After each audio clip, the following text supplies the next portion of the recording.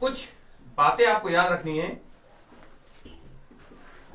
आप लोगों ने इसे पहले से पढ़ भी रखा है, 6, 7, 8 क्लास में ये पढ़ाया जाता है, पढ़ रखा है। सबसे पहले तो आपको बात ये याद रखनी है कि जो यहाँ पे संख्या होती है और ये जो यहाँ पे संख्या होती है, पहला पद और तीसरा पद, प्रथम पद और तृतीय पद की आपस में अंकों की हम गुणा कराते हैं।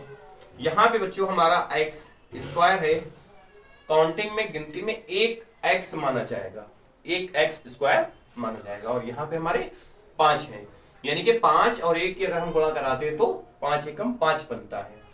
पहली बात ये खत्म होती है हमारी। दूसरी बात डिपेंड करती है इस निशान के ऊपर।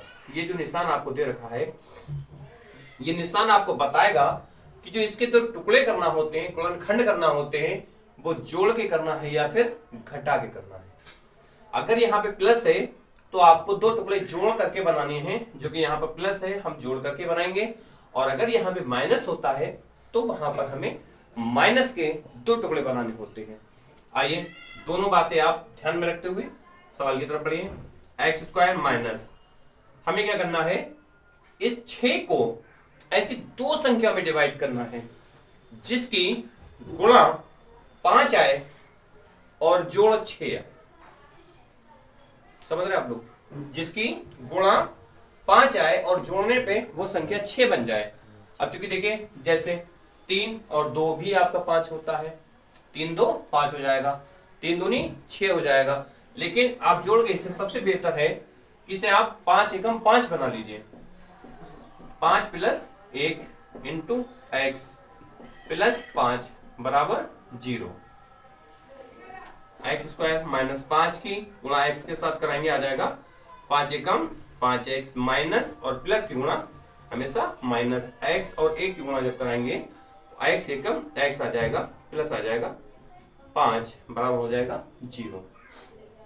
आप देख सकते हैं यहाँ पे 1 2 3 पद थे हमारे, यहाँ पर 1 2 3 4 पद बन चुके हैं।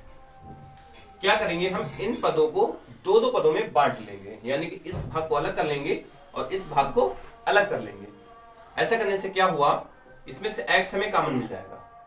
यहाँ 2x इंटू, मतलब कहने का यह है 2x स्क्वायर है, यानी कि x इंटू एक्स है, तो x एक निकाल लेंगे तो हमारा एक x बच जाएगा, और यहां से एक x निकल जाएगा, माइनस का 5 बच जाएगा।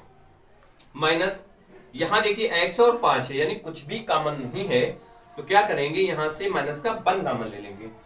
एक x एकम एक x, यानी कि x हमें मिल रहा है कॉमन में, और 5 एकम 5, यानी कि यहां भी 1 मिल रहा है। जब कुछ भी कॉमन ना हो तो वहां पर हम 1 कॉमन ले लेते हैं, बराबर हो जाएगा 0। जिस तरह से ऊपर आपने कुछ बातें सीखी, जैसे कि पहले पद और तीसरे पद की गुणा करनी होती है, नंबर 1।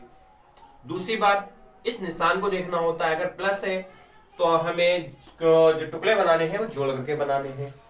माइनस है दूसरी बात, तो माइनस करके दो टुकड़े बनाने हैं।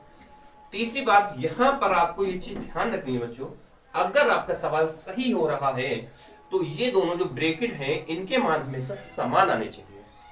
क्यों आने चाहिए, अब देखिए यहाँ 5x और यहाँ भी 5x, दोनों से हम x माइनस 5 कॉमन ले लेंगे, बचा हुआ पद बना लेंगे अगला, यानी कि x बचा हमारा और माइनस का 1 बचा, बराबर हो गया 0।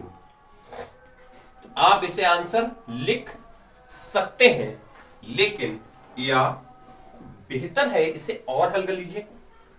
x माइनस 5 बराबर 0, तो x बराबर आ जाएगा प्लस 5।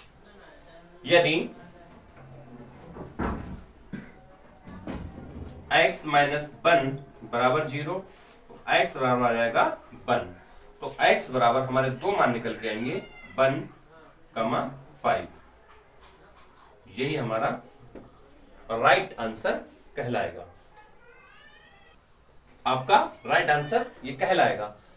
क्योंकि ये अगर आप लिख देते हैं आंसर आपका माना जाएगा, लेकिन जो सही आंसर है, सवाल का सही तरीका है, सही सिचुएशन है, वो यहां तक हल करने पर हमें प्राप्त होती है। देखिए वेरी सिंपल सवाल है, बहुत ही सरल, बहुत ही इजी सवाल है।